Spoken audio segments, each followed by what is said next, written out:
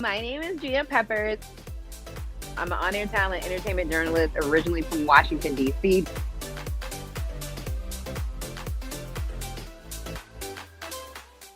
Gia.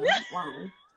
What are Wow. we? Hey, What you are know we doing? what? It's just, I usually don't get into the meat and potatoes of everything at first, but I just really want to let you know that I'm going to give you your flowers now, because truly, Gia, it's an honor. I'm honored. And I Oh, say thank you. that because I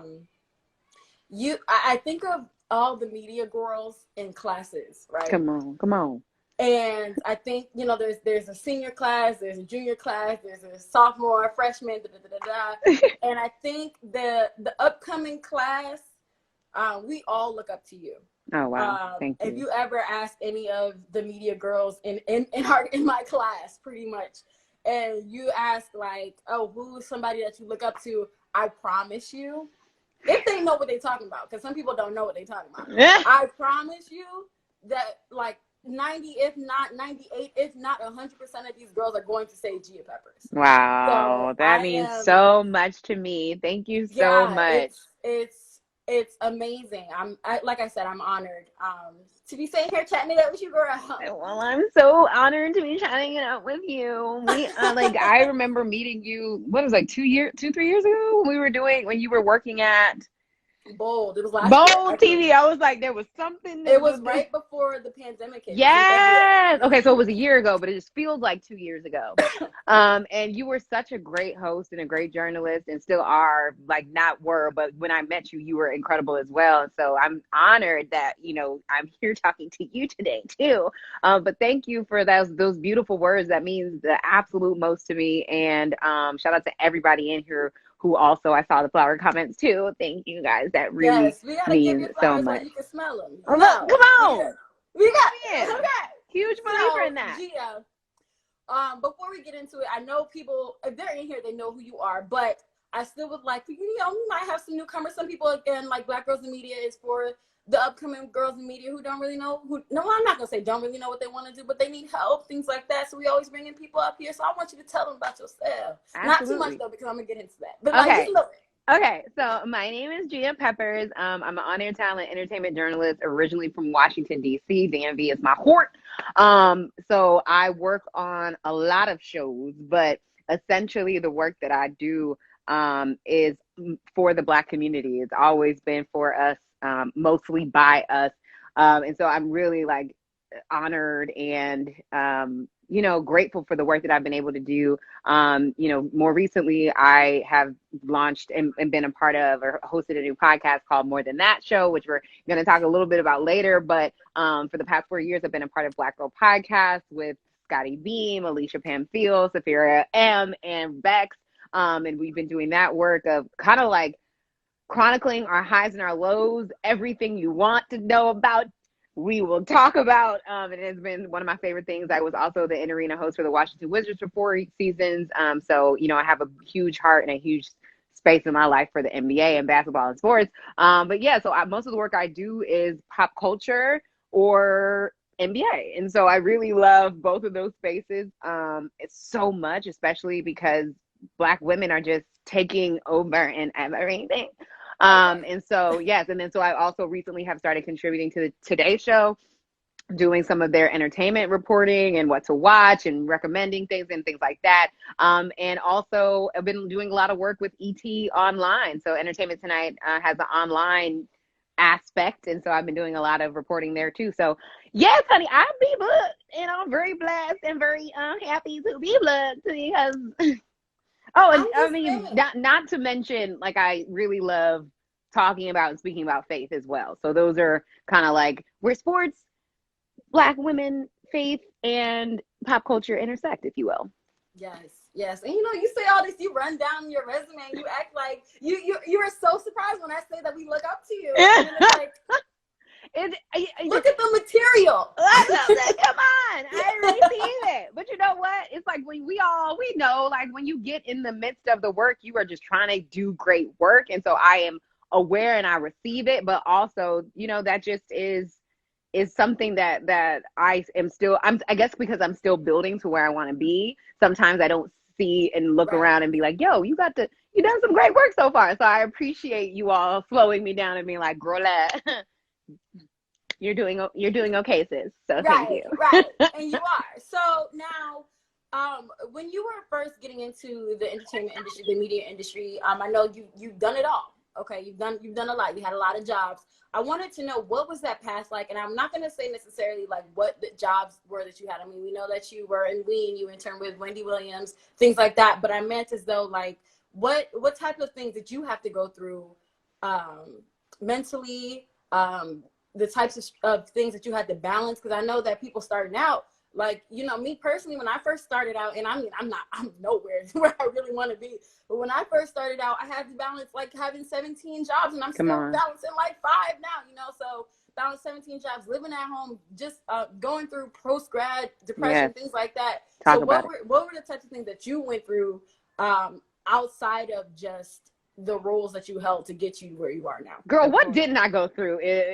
Let me tell you something, okay? So, I guess when I was growing up, like at the end of the day, like I always wanted to be in entertainment in some facet. Like my mom, I posted a video a long time ago not a long time ago, but a few months ago of like my dad bringing me into the newsroom when I was a baby and saying that I would be a broadcast journalist. And then literally like my mom always tells me that whenever they would try to put me on timeout, or if I was really quiet as a baby up until the time I was whatever, like old enough to not be on timeout in my room, they said they will open the door and I will be hosting talk shows with my Barbies and stuffed animals. So like I was just, and my mom, I wasn't a sleeper when I was a kid, and she would make me stay up, not make me, she would be up with me and we would watch the Arsenio Hall show. And she said like one of my first words was woo, woo, woo. And I was like, Lord, I just was always loved talking, entertainment, media. I've always loved it. And I grew up singing, dancing, and acting as well. So I always knew that my mom, wasn't going to pay for me to go to school to dance. She was like, figure it out. You're not going to do it. Figure it out. And so I always loved media as well. Like that's always been such a major point of, I thought creativity, even it was the most creative job I could do and get a degree in. So I was like, I'm gonna tell stories. I'm gonna just use my acting skills and tell stories or whatever through media. And so I ended up falling in love with journalism. And in high school, I would do the morning news. Like I was that kid, I was that girl. I did the morning news with my friends, and then would do all the different things up until college, and then I started interning in college. But when I graduated, we were in the midst of a recession, and so I graduated Rutgers University in 2012, and so. Deep in the midst of the recession. It didn't matter that I had 5 internships with some of the greatest talk show hosts and TV personalities. It didn't matter that the first person I interned under was Donnie Simpson and Ben Big Ticker. Like it didn't matter that I had never gone to a $2 Tuesdays, because on Tuesdays I would have to wake up at 4 a.m. to get to New Jersey, out of New Jersey to get into the New York studio for Wendy Williams to open up the studio by 7 a.m. It didn't matter. When I graduated, there was no job. So I took a job in advertising for a bit, and I hated it to the point where, like, I would go in the bathroom and cry. Like, one of those jobs where you were like, dog, I know for a fact this is not what I prayed about. Like, I think you got to open your ears, God, because I said I needed this, this, and that, and you are giving me nothing that I asked for. And so I ended up going to NABJ. I hope everyone in here is a part of the National Association of Black Journalists. I went to the career fair like the few months after I graduated, and they were like, we don't have no jobs for you right now, but I did end up meeting a woman who worked at CBS Radio News. Her name was Linda Coombs, and she's like, if you want a job after a few months of that working in that first spiel in advertising, she was like, I have a job. It's a horrible entry-level job. If you want it, I'll give it to you. And so I essentially worked overnights in the newsroom from like midnight to 8 a.m. And during that time, one of my close friends from college got killed in a drive-by shooting in her hometown. And she was already writing for Vibe Vixen at the time. She was already that girl. She was like that girl. She was doing all the things, and she was a preacher's kid. And so I remember being on the way into work for a shift. It was an overnight shift, and my friend texted me, my friend Woo-Ra, and she texted me because she's from Boston too. And she was like, hey, isn't this your friend? Everyone's saying rest in peace to her. And I'm like, no, I just talked to her 2 weeks ago. That's not, it can't be true. Like, whatever you do, like, check your facts. Like, this is not it. Yeah. And so I called my other friends and they were like, gee, it's true. And I remember pulling over on the Brooklyn Bridge and crying my eyes out. People are honking at me and I just couldn't believe that a girl that I grew up with, like, for the past 4 years, 22 years old, was no longer here with me on this earth. And I didn't tell her that I loved her. So I get into work. And of course, in the newsroom, you get the news wire first. Mm-hmm. So you get all the updates of everything. Yeah. And so I guess I'm a glutton for punishment sometimes. And I went to see if there was any reports about people being killed in a drive-by shooting in Boston, and it came up. And I just immediately was like, this is all too real. And so that losing my friend taught me to live without fear, because you never know what will happen. Like, we all know that from 2020, but back then, that was my first time, like, having a friend that I had talked to a few weeks before no longer be here. And like, there is no goodbye. Like, that's it. Yeah. And so, I had to, like, really fight out of that sadness to get back into the swing of work. And so there have been many times where, like, you can ask Danielle, shout out to any Danielle Young, we all know the stuff. So she and I have had several talks over our, like, since then we've done all incredible things. And I've had several talks with her and Mouse and all of these incredible people, Scotty, all of them, like, I'm not doing this no more. It's not working in the way that I want to work. These jobs aren't coming in the way that I need them to work. Like, at the end of the day, this isn't it, because I wanted it to be a certain way and it didn't unfold in the way that I thought it was going to unfold.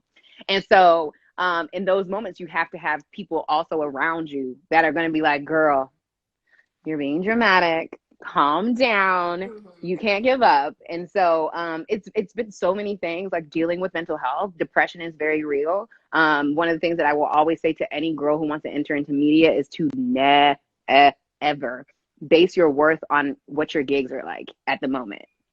Never, ever base your worth on what you are doing. Base your worth on who you are and what you have to say, and the fact that you have a voice and that your voice matters. Like, never feel like you are less than because someone told you no. No is just a redirect, a reroute, a consideration of your journey. And at the end of the day, what I learned was, girl, everything was happening for my good. Even if I wanted it to be, even if I wanted to sit here and be like, oh, I didn't need that moment for myself, like, I did. And so I'm always telling people, like, you are worth it just because you woke up. And that has to be enough. That has to be enough. Absolutely. Absolutely. I love that. First of all, I'm sorry for your loss, and thank you for sharing that. It was such an amazing story, an inspiring story at that. I think a lot of people have these moments. They have a moment where they're like, all right, look, it's time for me to get this serious, because what I was doing before, that ain't it for me no more. So I got to get it together. And that experience for you, I mean, I know it was traumatic, girl, but still, like you said, things happen, or things are put in place for you to continue. There's like stepping stones for you to get through your path. And now, with that being said, you're talking about younger Gia, who used to talk to her Barbies, and do a talk show with her Barbies. Now, I want to know, people usually ask this question, what would you say to your younger self? But I actually want to ask you the opposite. What would younger Gia think of you if she met you now? Oh my God, that is such a good question, Dina. Thank you. You asked you better ask. Okay. All right, we talking like what, like 10, 11, 12? Okay, I'll do 12. I'll do 12-year-old Gia. 12-year-old Gia would be like, you did it, Joe. Not Joe, but you did it. Like, 12-year-old Gia would have said, wait, you're not married to little Romeo? But 12-year-old Gia would have also said, we've been practicing walking on red carpets. Like, that's all I do right now. I'm 12 years old and I walk in my room and I act like I'm on a red carpet. We have been obsessed with Beyonce for years. I got an Ivy Park box. Like, I have been obsessed with Kelly Rowland for years. Like, she knows who I am. Like, there are things that 12-year-old Gia manifested and prayed for that are happening in my life right now. That, like, the other day, I did an interview with Khalees. I'm hosting like a series with her for like some internal stuff at Facebook. And the whole time I'm just sitting there like, bro, I literally used to watch you all Wow. the time. Like, this is how I'm sitting there like this. I just love you so much. Like, sometimes 12-year-old Gia, I let her come out because Yeah. that is like the girl that got me here. Like, the girl who wished and prayed so hard in her room when nobody thought I was never the girl in school that was like, oh my gosh, she's so popular. Like, I had friends, but I was not ever like that girl. You know what I'm saying? So like, I always felt like I was outside of certain things. Whole time I was meant to stand out. Like, I was never meant to fit in. And there's so many of us that don't feel like we fit in, and we don't feel like we have the most support or whatever. But you're not meant to fit in. You're never meant to fit in. It is never up to us to be quote unquote normal, because what is that anyway? Like, Right. so my inner child, my little Gigi, she'd be proud. She would, again, still be like, so Romeo? But other than that, she would be really proud. If I were to talk to younger Zayna too, she would say the same thing about Lil Romeo specifically. I never had a Bow Wow fascination ever. I loved Bow Wow, but what are we? I thought we were friends. I don't, I'm so I don't sorry. know. We might have to like figure this out. Regardless, Gia, it would have been. I would have been like it would. He would have been out of my league completely. Okay. So it's okay. Okay. I was like a baby fantasizing Okay. over a 13-year-old, 14-year-old Lil Romeo. So Okay, as long as you knew who he really is for. it's all you got. I'm just playing, because somebody totally gonna text fine. Lil Romeo and be like, he got a girlfriend, he happy and stuff. I'm kidding. So with what you were saying about, you know, like going back to 12-year-old Gia and saying that she would like fangirl over Khalees and things like that. Now, you know, you have had so many names attached to Gia Peppers, right? Right. So with more than that with Gia Peppers, you have sponsors like General Motors, Kroger, Procter and Gamble. But other than that, like you've had Insecure, Issa Rae. You've had Black Girls Rock, E.T., Essence Festival, etc., things like that. Now, in a moment of reflection, how does it feel to have your name associated with all of these things that you see, like billboards that you see when you're driving by? Your name is associated with those names. When you see like commercials for General Motors, and you're like, wow, that company right there, they know me because they sponsor my show. Like, you know, things like that. What does that feel like to know that your name, just your name, Gia Peppers, is associated with those? Wow, why are you making me so emotional right now? Okay.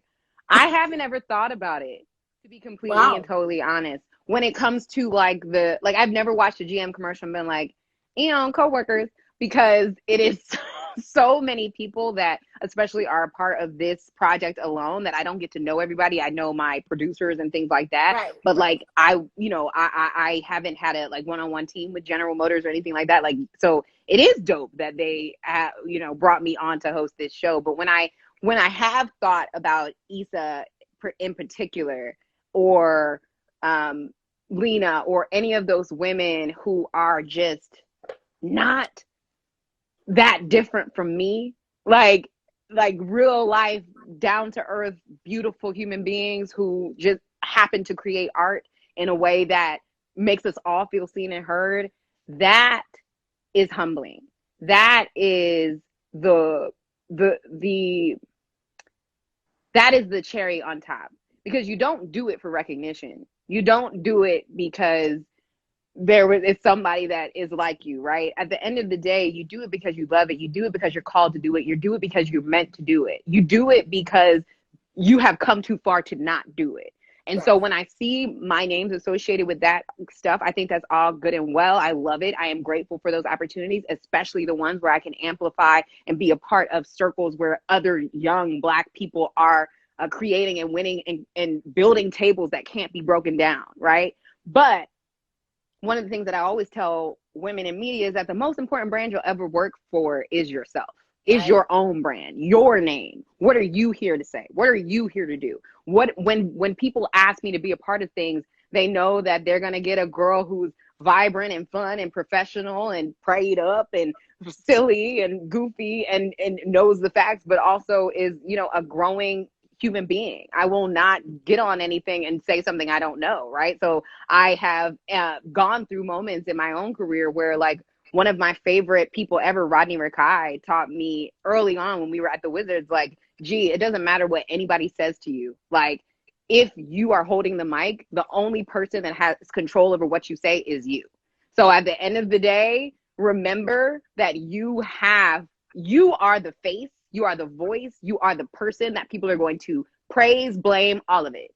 Yes. And if you say the wrong thing, that's on you, right? So when I am partnering with these brands or I'm a part of these things, I'm like, okay, this is lit, but what can I say here? What can I do here? What can I figure out here so I can be my best self and be my best Gia in these partnerships? And so it's great and it's awesome and I love it.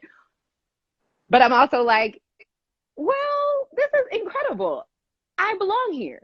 This is what I've been working for. This is exactly what I've been working for. Like, this is exactly what I've been trying to do for years. And some things are happening in a beautiful way, but y'all, this is not, how can I say this? I've been doing this for a long time, okay? And people in the media game know we've been doing this for a really long time. And so this is all good and well, but Big Sean says this all the time. It takes, 8 years to become an overnight success. So I am so grateful for opportunities like this where I do have to sit back and look at it, but the work is real. Like, it's the work is real, and I've been working for a long time. And so there are certain goal points that I am definitely still working towards, but you're right. Like, I do need to sit there and be a little bit more grateful and proud of myself for the things that I have accomplished so far, because like we all know, once you get into work, you're here, like you're in tunnel vision. Yeah. You're like, so what I gotta do? I got things, 12 emails to answer. This is lit, but right, you know, so you're right. I do need to sit back and enjoy it more, because you're right. Come on, Zaina, get the girls together. Get me together.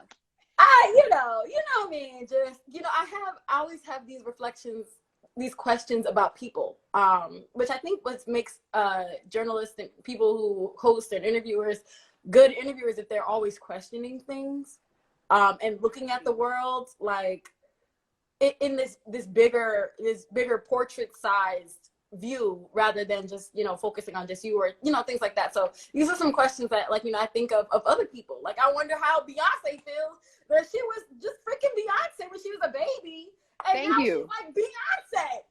Right. So, these are like Beyonce, how do you feel to be Beyonce? Right. Like, how is it to say, I'm Beyonce? It's like a compliment. You know what I'm saying? Like, period. Like I'm Beyonce. Like, I'm Beyonce. You're welcome.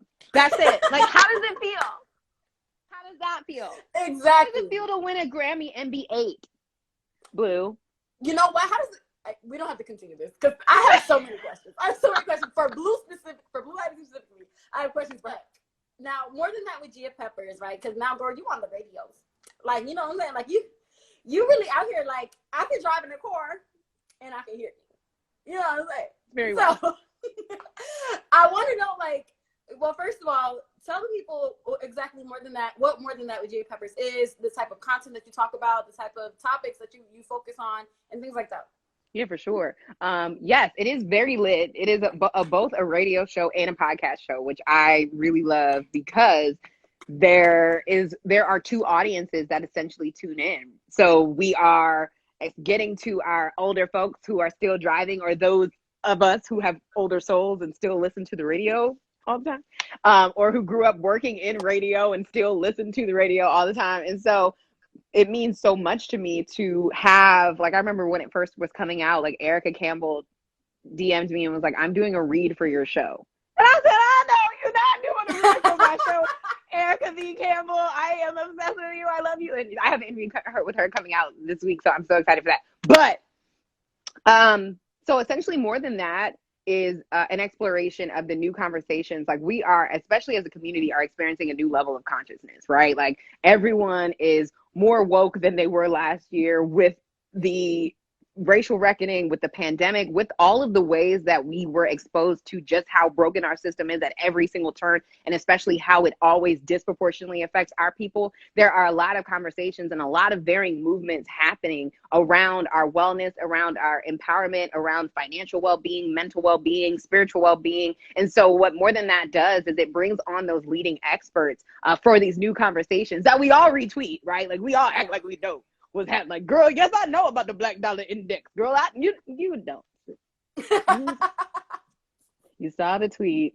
You retweeted it. Twitter asked you if you read the article. You said yes. You ain't read the article. So come on over to More Than That so we can talk about what was in the article. And so essentially, we get to talk to leaders in varying industries about what they've been contributing to the communities and how it is empowering our communities. And so one of my favorite episodes was with Samantha Fox, and it's about soul food. She's one of the guests. And she is a Black woman farmer. She owns a farm in North Carolina called Mother's Finest Urban Farms. And she talked about the healing of going back to the land where our ancestors were oppressed and beaten, and so much trauma happened there. But the healing power of putting your feet in soil and standing in the sun and just being there and forgiving all of the things that, you know, really happened, but also being proud of the people who made it possible for us to still have these dreams, like not to run away from the land that they toiled and really created for all of us to be able to live and thrive off of, and how important it is for people, Black people especially, to grow our own food. Like we have to know what we're putting in our bodies. Food deserts are a real thing, but Black owned farmers and Black owned farms, they are actually out here doing the work to try and get us to eat better. And it doesn't have to do with, you know, veganism and all the things that are happening. And I talked to a lot of people like Pinky Cole and Chef Aki who were like, I don't even really love the terms veganism, like sometimes, or vegan, or all of those things. Sometimes you just want to eat better for yourself, and that is different, you know, based on whatever you are in your journey. And so essentially, like I said, we just have these really cool, deep conversations about these topics that are, again, known, but we have the experts on to talk about the why it's so important, to talk about exactly what we can do to better our standings in these varying areas, and just spark some new ideas. It's only 20 minutes, so it's not like a crazy long episode. Yeah. You can listen to it on the radio on the weekends. You can listen to it, but every Monday you can listen to it on your podcast. It could be whatever while you're running on the treadmill or whatever, but it just injects new thought patterns into your life, and it has changed me so much. Like I've been sitting here like, you know, I don't need this sugar.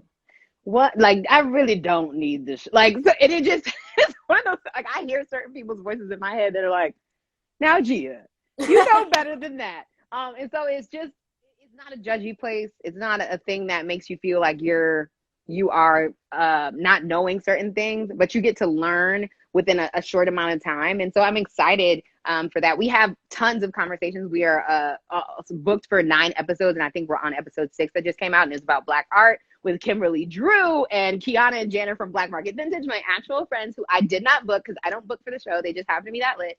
And Larry Ose Mensa. And so, yeah, there's all types of spans of conversations. And so I definitely just want people to listen and learn and hopefully be inspired to do something outside of the box. I love that. I love this. Yeah. I love this. I love content that actually means something. Yeah. I when I was younger, I wanted to be just, you know, like Roxy 106 and Park. Like that's girl. I think who did it? Right. Everybody did. But as I grew older and as the world around me revolved, and as I realized that, you know, I went to HBCU, so, you know, HBCUs really wake you up. You know what I'm saying? I learned and developed my desire of the type of content that I want to create. Yeah. And I love, and when I'm saying this because I love the content of the radio, of the show that you have, because it's not just, you know, oh, who's wearing the best dresses, you know, right? Best, you know, and those which I will do those right. too. Like, don't get me wrong, but I also love doing this type of content that actually helps. Right. Right. I love it. I love it all, Gia. Oh. Thank you. It's called More Than That with Gia Peppers. If you go to my page, it's there. Yeah. In the highlights. Love that. Love it. So, Gia, I'm going to ask my last question. Perfect. If somebody said they had a question. Huh? Somebody said they had a question too, and Danielle said you could be a little late because she here. So So, let's do till 6:55, sis. I'm over here pressuring you, so let's do till 6:55. okay. So I wanted to know, we've had the conversation about, baby Gia. We've had the conversation about where you are now and taking a step back from yourself and looking at what you've created thus far. Mm-hmm. Now, the world's going to keep turning. Days are going to get longer. Nights might get shorter, things like that. What is the legacy that Gia Peppers wants to leave behind? Absolutely. When it's her time? Mm-hmm. Yes, wow, that is so crazy to think about. One day we will not be here, and that is insane. I told you, these are questions that, anyway. Yeah, no, that is a great question, right? And I think for me, I want to create work that reintroduces people to themselves. One of the things that Audra Monet said, poet, author, all things incredible, Audra Monet, new face of Clubhouse, the Clubhouse emblem. She talked about over the pandemic. She tweeted, "Give yourself back to you." And I don't know why it just hit me in my spirit, but like, how many times have we all been out of alignment just because we live in this digital age of highlight reels, and we're trying to keep up with everything that we see that's popular on our timelines and not doing what we're here to do, what we're called to do, what we have been gifted and anointed to do and be and say. And so one of the things that I want all my content to do is to reintroduce people to themselves, to their truest selves, but also to remind people that greatness is not a singular trait. Yeah. It doesn't just belong to Beyonce and Jay-Z. It doesn't just belong to Issa. It doesn't just belong to Oprah. We all are great. Jay-Z says that all the time. We all have this supreme level genius inside of us. But we forget because we are in this new day and age where everybody's great. So if you wake up on a moment where you like, ooh, I'm having a horrible day, and you get on IG and everybody lit, and you like, dang, I can't do anything right. And next thing you know, you're like, wait, that's not true. Let me realign myself with the truth of what matters and what it is true to. What the truth is that we are all here for a reason. And if you had no more reason, you wouldn't be here. So I hope that my work and my legacy, no matter how that purpose is iterated, right? Because I grew up singing, dancing, and acting. So I hope I do get back, on the entertainment side of things and actually getting in some films and singing and doing. Y'all might hear me drop something like her and then be like, who is that? I don't know who that is. And it might be me. Just watch out. But I say that all that to say, the DNA of greatness is what I hope to remind people of. There is greatness inside of us, and if we can just get still enough and sure enough of it, it'll come through in different ways, in ways that we never even expected. And so I hope that legacy is what I leave behind, that my content reminded people that they were great without any of the trappings, titles, or anything, that they were great because they were called and anointed, and we all have something to contribute to this world. And I truly believe that. And so, the content that I do, I'm like, okay, how can we get to great? There it is. There it is. So what would you say to an early media Black girl who is just starting to hear the voice of God? Ooh, child, well. One, congratulations.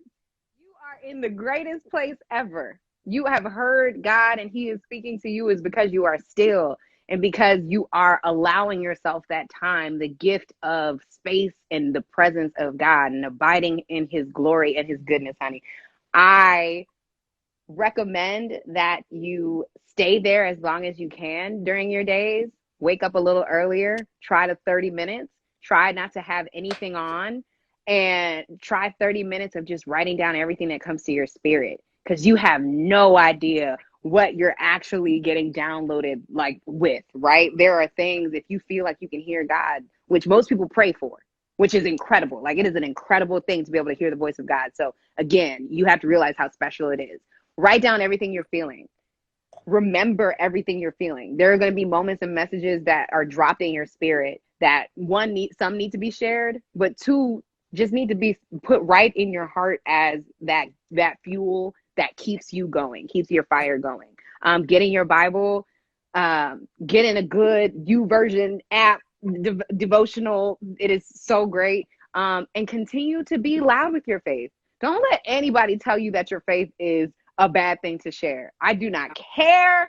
People tell me all the time, like, why are you so loud with your faith? Girl, I'm not perfect, but I know who guides me, whose I am. And for so long, I was afraid to be that or say anything. And I was just like, nah, God has given me too much. God has done too much. I don't have an agent. So everything that I have is because God.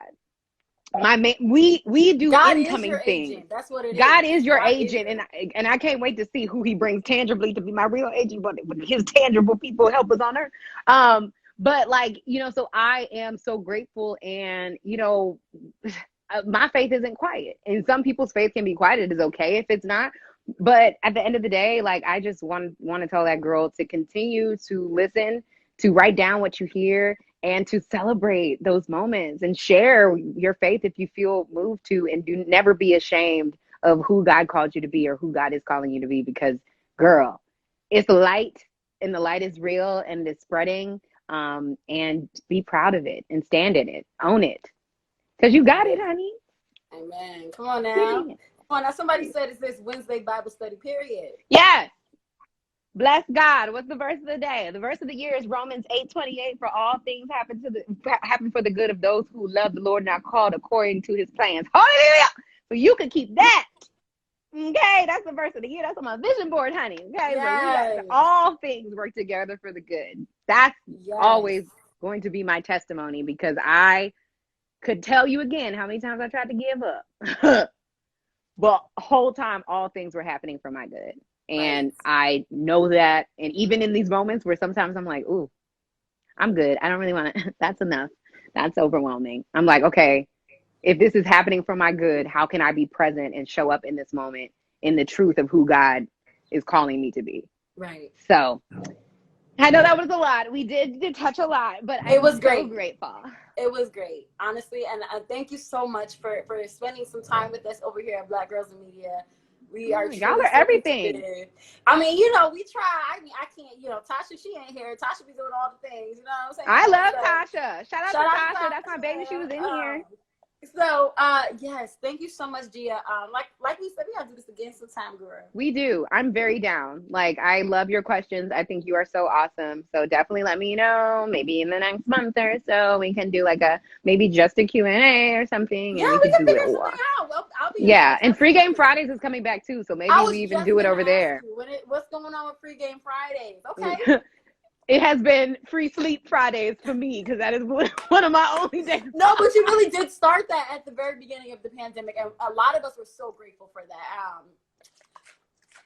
Yes. We're going to bring it back. We're going to figure it out. Yes. Well, thank you so much, Gia, for joining us today. Thank you. And you guys be sure to check out More Than That with Gia Peppers. It's available everywhere you listen to podcasts.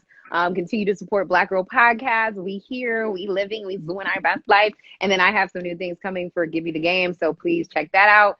And just support your favorite media girl. Support Zaina. Support Danielle Young. Support me. Support Coco. Support all of the things and folks and women out here who are changing the game, and men too, who are changing the game, because the content that we make really is helpful and it matters. So guys, go support it. Hey guys, it's Zaina. Thanks for checking out our Media Conversation Series episode. Make sure to like, comment, and subscribe, and watch the rest of our Media Conversation Series videos only on Black Girls in Media.